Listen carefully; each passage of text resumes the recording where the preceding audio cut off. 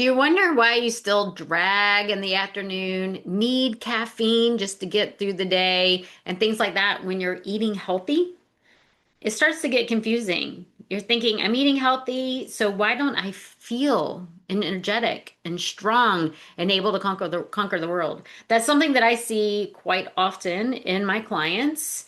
And most of the time it's not because they're not eating healthy. They are eating healthy, but their foods are not creating stability in their body. We'll talk about what that means. But before I jump in, I want to remind you that this video is for educational purposes only. It's not intended to diagnose, treat, or prescribe. Always work with your own personal one-on-one healthcare provider regarding your personal health concerns. So, a lot of people are eating foods that look healthy.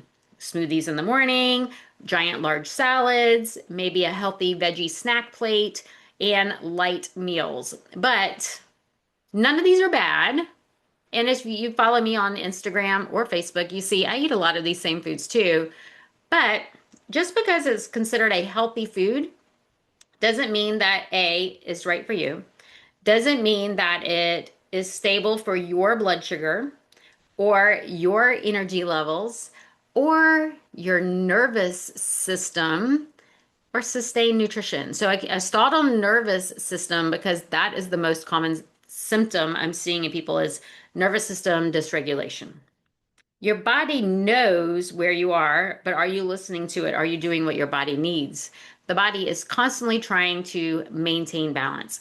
You know, in the School of Natural Healing, I went to School of Natural Healing, and when we talk about traditional healing methods and all of the centuries old traditions, it's all about bringing the body back into balance. Here in the Western world, with conventional medicine, we're looking at symptoms and masking symptoms. I'm tired. Okay, so we need caffeine, or we need something, maybe you need B vitamins, something to give you more energy. Where what we really need to do is dig in and see, why are you tired? Is it just because you're lacking B vitamins? Is it because you have a caffeine deficiency? Probably not. We need to dig in and get to the root.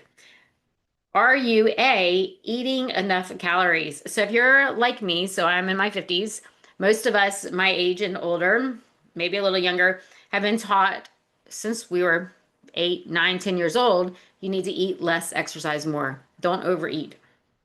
That that is the way you maintain a lean figure, to stay thin, to lose weight. But when we consistently undereat, we're not getting not only are we not getting our energy needs, calories are energy, we're not getting our nutrient needs met. It's impossible to get all the vitamins and minerals and so forth that you need if you're under eating, and especially if you're chronically under eating. So we need to look at our meals. Are our meals complete and balanced? Are they providing A, enough calories, and B, enough of the nutrition that all of our body's cells, especially our mitochondria, need to create the energy that we need? And those mitochondria need specific nutrients. Are we able to break down and absorb those nutrients? And does our body feel safe while we're eating so we can absorb those nutrients? If our body is not feeling safe, it's not functioning optimally, and we're not going to break down and digest and absorb the way we're supposed to. So if you answer no to any of those, did I eat enough to get my energy? Did I eat enough calories? Is my meal complete, providing all a balance of protein, fats, and carbohydrates, and fiber, and vitamins and minerals? And am I safe for a few hours before and after I eat? If you say no to any of those, your body is releasing stress hormones. It's releasing adrenaline and or cortisol. That's releasing insulin to shuttle glucose into your blood cells. We're trying to keep lots of blood sugar in the blood so that you can run and escape and fight and flight, because the body doesn't know. It's not because there's not a tiger running behind you. There's not someone trying to kill you right now. Your body just knows you're in danger. And so it's going to shuttle everything away from digestion and absorption to help keep you safe. And in the meantime, that leaves you feeling exhausted. You're exhausted because you're in fight or flight mode and because you're not getting those nutrients that you need. So if we're under eating, this is a huge win. I've had client after client after client. When we go over their food journal, they're consistently eating maybe 800 calories. Well, most of us need maybe 1,200, 1,300 calories. And if you're working out with weights, closer to 2,000 calories a day. That's huge for someone who's only been eating 800 calories. And then lots and lots of clients, that's where we are. When we bump their calories up, that's when they lose weight. And it blows their mind because that's not what I was taught to do, right? So most of us are consistently under eating and we're trying to quote unquote eat clean. So we're eating a smoothie, we're eating a small salad, we're eating a handful of healthy vegetable snacks. And that's just not enough to support our body and maintain the breakdown. So when we're under stress, we have cell destruction. When we are not eating healthy foods, we have cell destruction. If we're just digesting food, we have cell destruction. There is going to be some sort of waste created just in the breakdown of food. So we can't help that, but we need everything we need to clean that up and get it out of the body to prevent anything that doesn't belong in the body. So let me show you the difference. So if I wanted a meal that supports my energy, I need to think about fiber. Fiber, when I was back in the 90s, when I started my nutrition classes over 30 years ago, fiber was consumed just to bulk stool and help with pooping. But now we know fiber feeds the microbiome. Fiber helps when it feeds that microbiome create B vitamins, create all these other neurotransmitters and other chemicals that help to support the body.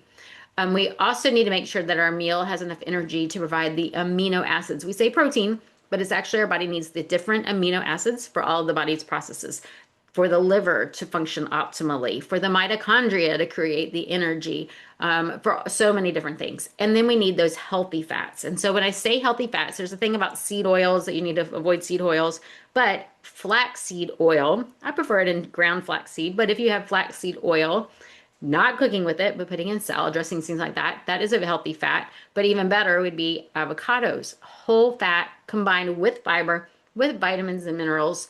Fabulous choice. Walnuts, another one with fiber, with minerals, even anthocyanins that are wonderful for our brain. Another healthy fat. So all of our nuts and seeds and olives and avocados, those are wonderful healthy fats. Are they included in your meal? And so when we think about like a small salad, I don't want you to have a small salad. I want you to have a big salad. I want it to have lots of greens. I want it to have some legumes, some lentils or beans or tofu. I want it to have some seeds or nuts or avocado, and then maybe even some cooked vegetables. And if you have stomach issues, it might be better instead of you having a salad to have a stir fry or a mix of steamed veggies or maybe even roasted veggies. But we need to find that combination that is high in plant foods for the fiber, is appropriate, raw or cooked or a combo for your digestion, and has healthy fats and amino acids. If you're including those legumes, tofu, lentils, seeds, you're going to get the amino acids that you need. And we need to make sure that it's balanced, not too high in starches, not any processed foods, so that your blood sugar will stay stable. But another thing is, for me, my blood sugar is not stable when I'm stressed out. And so it has to be consumed when you're calm and relaxed and can healthfully digest and absorb those nutrients. So that is key. Then we're looking at the stress, which I just hinted into. That matters more than pretty much anything. If we're stressed out, we're not going to reduce, we're not going to release the enzymes, the digestive enzymes that are needed to help break down the nutrients. And if those aren't broken down appropriately, they're not going to be absorbed either into your bloodstream so that you can use them. So we need to make sure that it's complete, containing everything that you need, and the body is relaxed enough so that you can secrete those enzymes, that's a gross word, that will break down everything so you can use it. So you're feeling wired and tired. You're hungry but exhausted. You have lots of inflammation in the body and you're depleted. It's probably because you're in that stressed out state, and we need to bring you back into that calm state. Provide the foods that are high in all of those nutrients so that you can better absorb in a low stress manner so you can better absorb all those nutrients. So you don't have to change everything all at once. It can be super simple. Pick one meal. Like this week, I'm only going to focus on my breakfast every day. And if you're intermittent fasting, you don't eat till 11 or 12, then your breakfast can be that meal, whatever. It's whatever you're doing to break your fast. Now, if you're chronically stressed, I highly, highly, highly recommend you eat within 1 to 2 hours of waking up, because otherwise you're adding more stress to your body.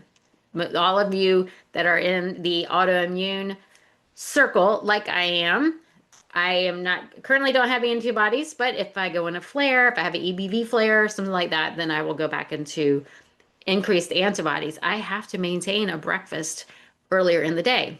I eat breakfast around 8 a.m. But I can still stop eating, by 6, 7 p.m. So I can still get 12 to 14 hours of that fasting, which is all I need to clean up the brain as long as I am sleeping solidly through the night. So we also have to work on sleep. It is complicated, it is hard, but it's actually doable. Number one, we need to learn to relax. We need to learn to digest our foods properly.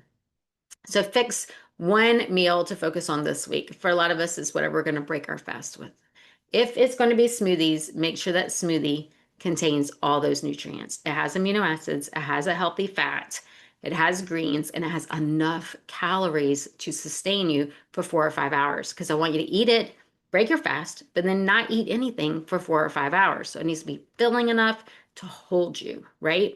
And if you're trying to get 100 grams of protein a day, why that is a number, I don't know. If you're working with me one on one, we'll help you hone down into the exact number for you. But just remember, your body can't process more than 30 grams at a time. So if your breakfast has 40, then 10 of those grams are going to be converted into carbohydrates. That affects your blood sugar. Watch that number. Anyway, this is what I do when I work with my clients one on one.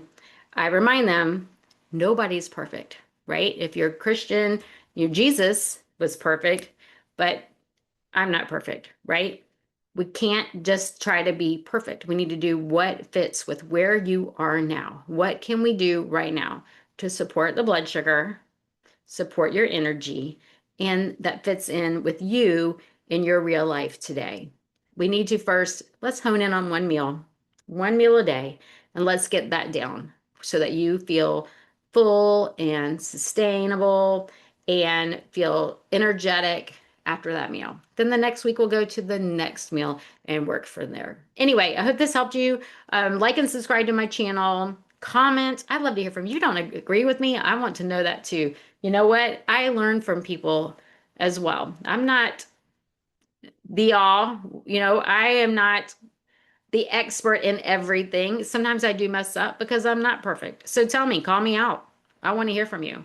And if you have resources to back you up, that much better. I love it. I love it. Share your resources, comment, and I will talk to you again next week.